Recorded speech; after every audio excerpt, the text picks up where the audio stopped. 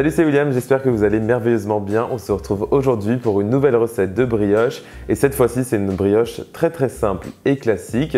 On ne va pas faire de babka, on ne va pas se compliquer la tête avec des cinnamon rolls par exemple ou autres. On va faire une brioche au sucre tout simplement façon cramique, donc inspirée directement du merveilleux de Fresde où il y a des cramiques incroyables au sucre et aux pépites de chocolat. Et aujourd'hui on va faire la version sucrée avec un sucre qui fond en fait dans la cuisson et qui se crée une sorte de caramel improvisé dans la brioche. Vous allez voir, c'est incroyablement délicieux, extrêmement filant à la découpe.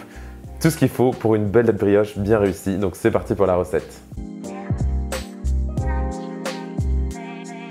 Aujourd'hui, recette très classique de brioche. On va commencer ici avec du lait qui est tiède. Je l'ai mis au micro-ondes quelques secondes, mais il n'est pas brûlant. Donc si vous trempez votre doigt dedans, il doit être bien chaud, mais pas brûlant. Il ne faut pas tuer la levure.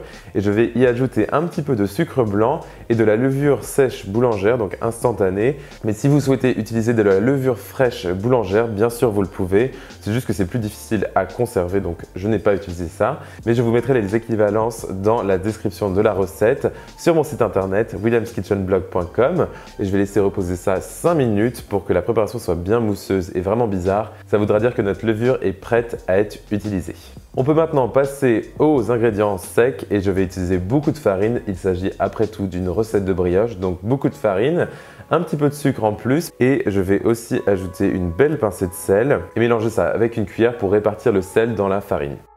Je crée une sorte de puits avec ma cuillère à soupe et ensuite je vais ajouter mes œufs au milieu de ce puits, ainsi que ma préparation mousseuse pleine de levure, extrêmement étrange mais très satisfaisante.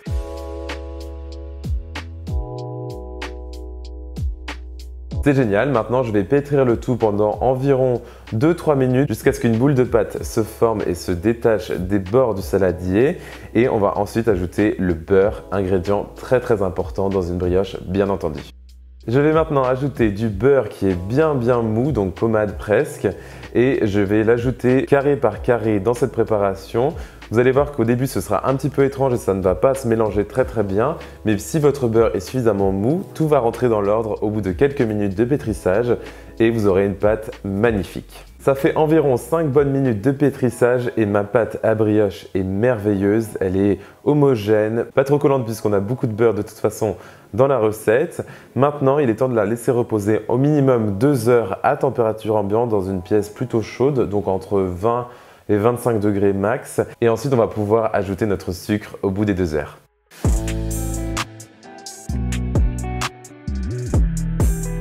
Ma pâte a reposé 2 bonnes heures et comme vous pouvez voir, elle est super gonflée avec plein de poches d'air. C'est magnifique, j'en suis très content.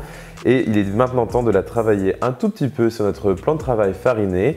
Je vais tout simplement l'étaler avec un rouleau à pâtisserie comme si j'allais faire des cinnamon rolls, mais ne vous prenez pas sur la tête si ce n'est pas trop fin, c'est pas grave. Et ensuite, je vais y ajouter du sucre perlé, donc il s'agit de gros cristaux de sucre en fait. Vous pouvez utiliser du sucre à chouquette qui est assez fin mais qui fonctionne tout aussi bien honnêtement. En tout cas, je vais recouvrir le tout de plein de sucre perlé et ensuite on va rouler la brioche sur elle-même pour former une sorte de rouleau. Mon rouleau est prêt et maintenant je vais juste rapidement beurrer un moule à cake classique. Vous pouvez utiliser aussi un moule à gâteau rond et faire une cramique ronde. Ce sera magnifique et un petit peu plus traditionnel que ma brioche carrée, mais j'avais envie d'utiliser ce moule aujourd'hui, donc pourquoi pas. Je vais ensuite diviser mon saucisson de pâte en 4 et en fait créer des sortes de boules de pâte que je vais coller les unes à côté des autres dans mon moule à brioche.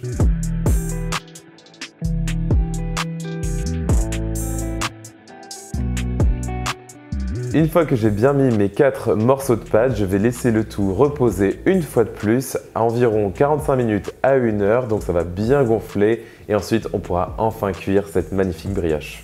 Ma brioche est bien gonflée, maintenant je vais la recouvrir d'un egg wash, donc une dorure à l'œuf. Il s'agit juste en fait d'un œuf mélangé avec un petit peu d'eau et battu avec une fourchette et ensuite vous allez brosser le tout avec un pinceau sur le dessus de la brioche et y déposer un petit peu plus de sucre pour avoir un effet décoratif très sympathique.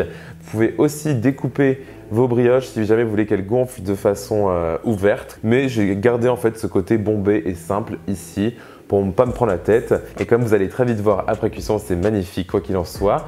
Maintenant, je vais cuire ma brioche dans mon four préchauffé à 180 degrés pendant environ 30 minutes ou jusqu'à ce qu'elle soit bien dorée et bien cuite à l'intérieur. Vous pouvez un petit peu dégager deux brioches entre elles au moment de la cuisson et voir si c'est cuit. Et ensuite, je vous conseille de la manger encore tiède, c'est incroyable.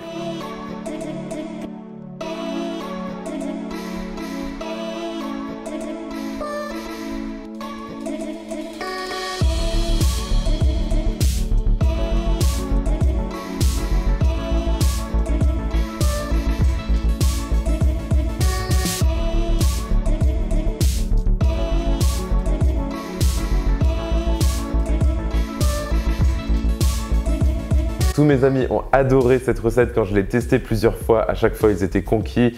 Mais ça, c'est vraiment la version terminée et accomplie de la recette. J'espère qu'elle vous plaira. Vous pouvez aussi sublimer les restes de ces brioches en pain perdu. Ce sera mémorable, mais fraîche. Elle est juste incroyable. Vous pouvez retrouver la recette complète sur mon site internet, donc williamskitchenblog.com, avec toute la description des étapes, mais aussi des ingrédients et de très belles photos.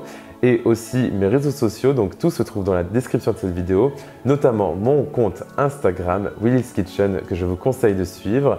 Et aussi, likez et commentez cette vidéo si vous souhaitez discuter, je me ferai un plaisir de vous répondre. Mais surtout, abonnez-vous à cette chaîne YouTube si vous souhaitez voir plus de recettes comme celle-ci. Et on se retrouve très vite pour une nouvelle recette tout aussi bonne. Salut!